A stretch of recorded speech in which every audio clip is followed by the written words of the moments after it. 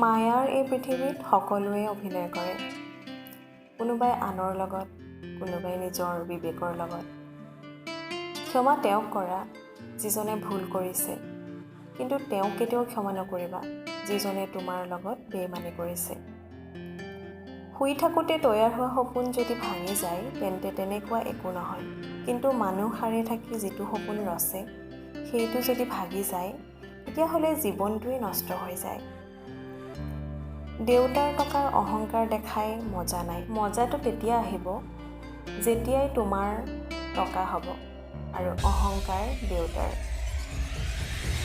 নিজৰ স্বাৰ্থৰ কাৰণে আনে সজাই থোৱা সপোনবোৰ ভাঙি নিদিবা। স্বাৰ্থপূৰ হ'লে তুমি হয়তো গুচি যাবা, কিন্তু তেওঁ নিজৰ সপোনবোৰ আৰু সজাব নোৱাৰিব। সকলোতকৈ মহৎ ত্যাগ কি জানা?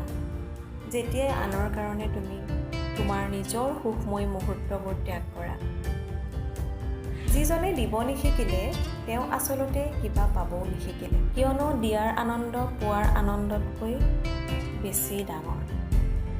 চেহেৰাৰ সৌন্দৰ্য কেৱল আইনাত প্ৰকাশিত হয় আৰু অন্তৰৰ সৌন্দৰ্য আচৰণত প্ৰকাশ পায়।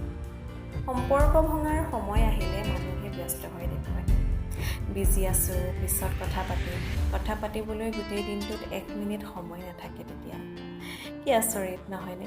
সম্পৰ্ক আৰু পৰিয়াল দুটা এনেকুৱা মূল্যৱান বস্তু য'ত সময় নিদিলে নষ্ট হৈ যায়। উকা কাগজ মূল্যহীন, গুৰুত্ব বঢ়ায় লেখনিয়ে, আৰু সম্পৰ্কটো প্ৰাণহীন, প্ৰাধান্য দিয়ে আন্তৰিকতাই। যিজনে তোমাক পচন্দ কৰে তেওঁৰ পৰা সুযোগ নল'বা। তোমাক যাৰ প্ৰয়োজন তেওঁক ব্যস্ততা নেদেখুৱাবা। যিজনে তোমাক বিশ্বাস কৰে তেওঁৰ লগত প্ৰতাৰণা নকৰিবা। যিজনে তোমাক সকলো সময়তে মনত ৰাখে